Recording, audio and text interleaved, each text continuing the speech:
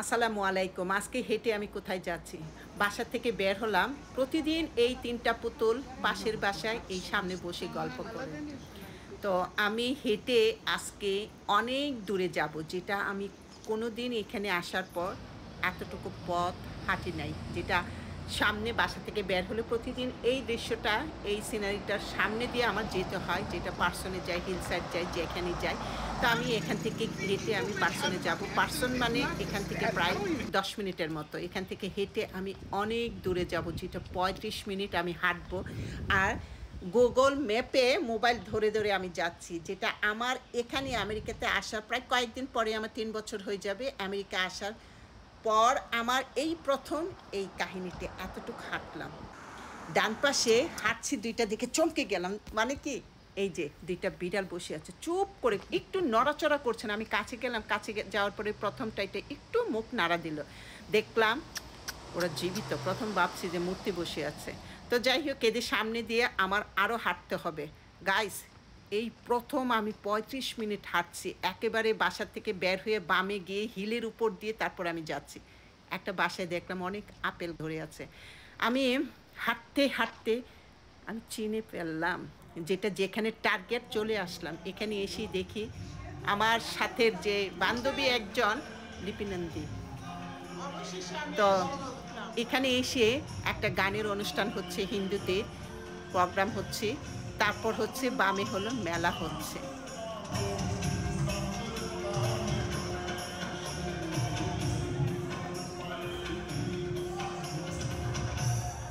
দেখছি আল্লাহ, আমার জীবনে আসি নাই এদিকে।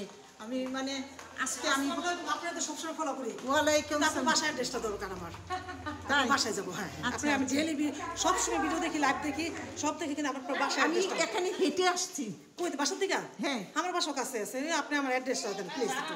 আমি যে হাঁটলাম ৩৫ মিনিট, এটাই কাউকে বুঝাইতে পারছি না। বারবার শুধু এটাই বলি, আমি হেঁটে আসছি। উনি আমাকে দেখে আটকে নাম্বার নিলেন, বাসায় আসবেন। তো যাই হোক, এই সামনে দিয়ে এই রুমটাই হচ্ছে মেলা হচ্ছে, ড্রেসের অল্প কয়েকজনের মেলা হচ্ছে। আজকে এই মেলাতে সাথী আপু থাকার কথা ছিল। তো আমার পরিচিত যারা, তো ভাবলাম আজকে মনটাও খারাপ লাগছে, ফ্রি আছি, একটু যাই, হেঁটে ঘুরে আছি। তো এখানে আমি আসার পরে প্রচুর লোক আসছে, ভালো লাগছিল। তো সবাই আমার পরিচিত, সবাই দেখে আমাকে দেখে অবাক।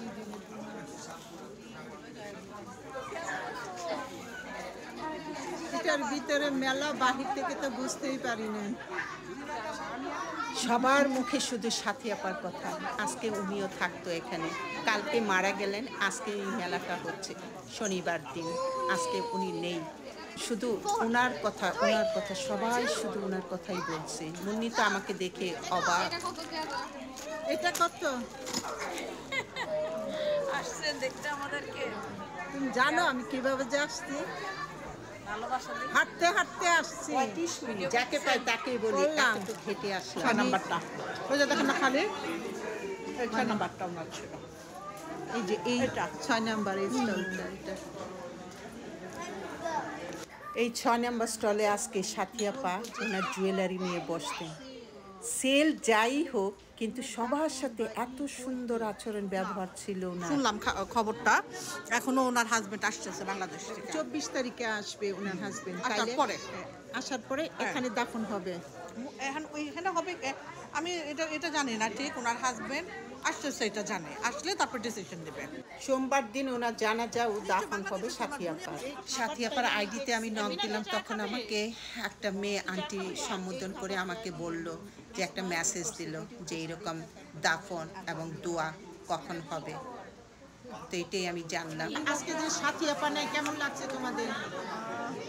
বলতে পারবো না আসলে। আমার অনেক কোনো সাথী আপা এত সুইট একটা আপু, আজকে মানে আমার গায়ের লোম একদম, আমি বিশ্বাসই করতে পারতেছি না উনি আজকে আসলেই নাই।